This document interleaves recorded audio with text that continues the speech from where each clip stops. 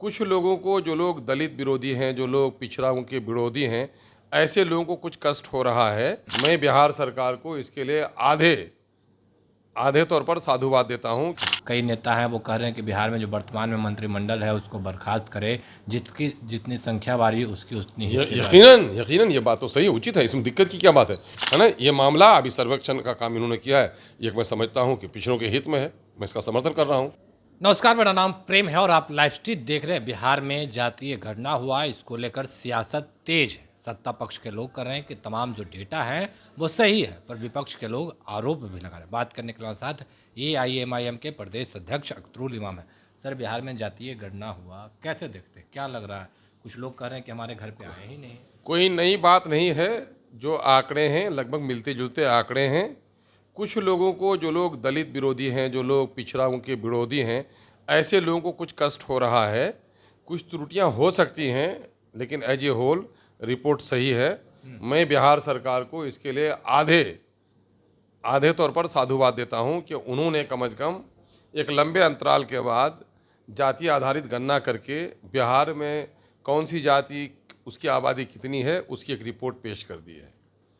और अब होना ये चाहिए कि जब आज पिछड़ों की आबादी हो गई है 63%, तो फिर उनको रिजर्वेशन का दायरा बढ़ना चाहिए। उनका रिजर्वेशन 50% करे सरकार, और जो लोग उस पिछड़ी जाति में शामिल हैं उनको सही लाभ मिले। उसके लिए ज़रूरी है कि माइनॉरिटी के जो लोग पिछड़ी जाति में हैं उसका कोटा अलग से निर्धारित कर दिया जाए।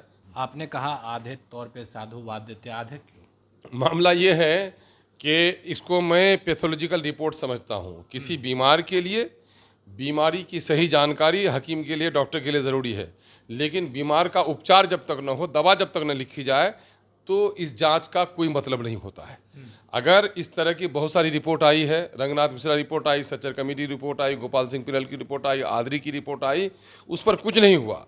इसलिए अगर नीतीश कुमार जी ने ये काम किया है तो सर्वदलीय सर्वसम्मत तौर पर ये फैसला लिया गया है, उसकी अगुवाई उन्होंने की है, उसके लिए मुबारकबाद देता हूँ। लेकिन पूरा मुबारकबाद उस वक्त दूंगा और फौरी तौर पर 50% OBC का रिजर्वेशन तय करे, और उस 50% में माइनॉरिटी OBC का जितना हिस्सा होता है वो निर्धारित करे, और उनका जो आर्थिक, सामाजिक, शैक्षणिक विश्लेषण है उसका करके यथाशीघ्र लोक कल्याणकारी और इस समुदाय के उत्थान के लिए परिणाम लेकर आए। आप भी जब मुख्यमंत्री नीतीश कुमार सर्वदलीय बैठक बुलाए थे, उस दिन आप भी गए थे। क्या आपने जो बात को रखा है, क्या मुख्यमंत्री नीतीश कुमार बोले कि उस पर अमल किया जाए? मैंने सर्वदलीय बैठक में उस दिन माननीय मुख्यमंत्री के सामने में यही कहा कि ये पैथोलॉजिकल रिपोर्ट है, इसकी दवाई लिखिए। तो उन्होंने कहा कि बहुत जल्द ही हम आर्थिक सामाजिक विश्लेषण कराकर हम रिपोर्ट जारी करेंगे, फिर हाउस में भी इस बात को पेश करेंगे। तो हम लोग इससे आशावान हैं कि वो कुछ न कुछ करेंगे, और करना ही पड़ेगा। इसके किए बगैर बिहार की सत्ता में कोई संभल के रह नहीं सकता है। अब तो इस रिपोर्ट को देखने के बाद बीजेपी के कई नेता हैं वो बिहार को हिंदू राज्य बनाने की भाई, जो लोग दलित विरोधी हैं, जो लोग पिछड़ों के विरोधी हैं, जो लोग शोषण करते रहे हैं, ऐसे लोगों को तो छटपटाहट होगी ना। सूरज निकलता है तो बुलबुल चहकता है, लेकिन चमगादड़ अंधा हो जाता है। तो इस रिपोर्ट ने बहुत सारे लोगों को परेशानी में डाला है, उसमें क्या दिक्कत की बात है। और बीजेपी के लोग कह रहे हैं कि जो कई जात के लोग हैं उनकी संख्या कम कर दी गई है और कई जातों की संख्या बढ़ा दी गई भाई, है। तो इसके माने ये है कि जो सुखी संपन्न जात बिरादरियां हैं उनके यहाँ बच्चे कम होते हैं, और जो दलित हैं, पिछड़े हैं, गरीब हैं, निरक्षर हैं, उनके यहाँ बच्चे ज़्यादा होते हैं। अगर किनकी आबादी बढ़ी है तो ये संकेत है, ये सबूत है कि वो आबादी पिछड़ी है। जिनकी आबादी घटी है, ये सबूत है कि वो समुदाय है, खुशहाल समुदाय है। क्योंकि आप देख लीजिए, जो लोग बड़े महलों में रहते हैं उनके 2 बच्चे हैं, जो झोपड़ी में रहते हैं 6 बच्चे हैं। तो इसलिए झोपड़ी वालों को महल दिला दो, बच्चे कम हो जाएंगे, आबादी कम हो जाएगी उनकी। आपने नया फार्मूला एक्सेप्ट कर दिया है? नहीं, नया फार्मूला नहीं, यही सत्य पर आधारित भी है। सारे आंकड़े यही कहते हैं कि जो गरीब होगा, जो निरक्षर होगा, बच्चे उनके यहाँ ज़्यादा होंगे। फैमिली प्लानिंग के सिस्टम को भी नहीं जानता, और बच्चे उनके वो समझते हैं ये हमारा एसेट है, ये हमारा कमाऊ है। अब बड़े लोग ये समझते हैं कि बड़ी नौकरियां लेनी है, लग्जरी लाइफ गुजारनी है, ज़्यादा बच्चा झमेला है ना। बहुत सारे लोग हैं कि बच्चों से उनको दिक्कत है, कुत्तों को अपनी गाड़ी में लेकर फिरते हैं, कुत्तों को गोद में लेकर फिरते हैं। तो बड़े लोगों का तो अलग कल्चर है ना। पर कहा जा रहा है रिपोर्ट आने के बाद कई नेता हैं वो कह रहे हैं कि बिहार में जो वर्तमान में मंत्रिमंडल है उसको बर्खास्त करे, जिसकी जितनी संख्या बारी उसकी उतनी ही हिस्सेदारी। यकीनन यकीनन ये बात तो सही है, उचित है, इसमें दिक्कत की क्या बात है। ये लोकतंत्र का मूल मंत्र है कि जिसकी जितनी आबादी उसकी उतनी हिस्सेदारी। दलितों ने, पिछड़ों ने उस वक्त लड़ाई स्वतंत्रता की प्राप्ति में इसलिए लड़ाई लिया था कि हम लड़ करके देश को आज़ाद कर लें और मलाई खाने के लिए दूसरों को छोड़ दें, जिस तरह से अंग्रेज मलाई खा रहे थे। इसको तो सपना दिखाया गया था कि देश आज़ाद होगा तो चाहे राजा का बेटा या मेहतर की संतान सबको मिलेगा अवसर एक समान।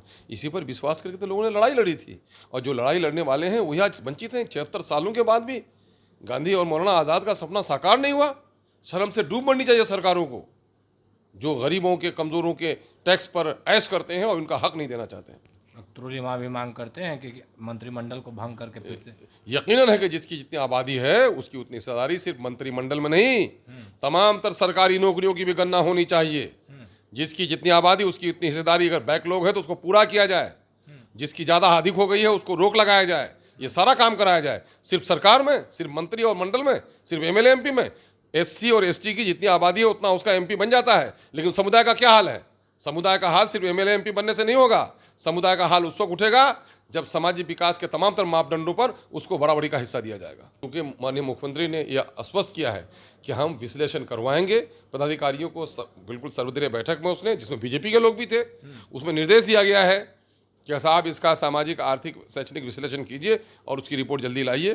तो हम लोग उसको देखेंगे, देख लेते हैं कि इनका राजनीतिक षड्यंत्र है ये, या फिर वाकईतन पिछड़ों के उत्थान के लिए कोई पॉलिसी। समय बताएगा, उसके अनुकूल हम लोग फैसला करेंगे।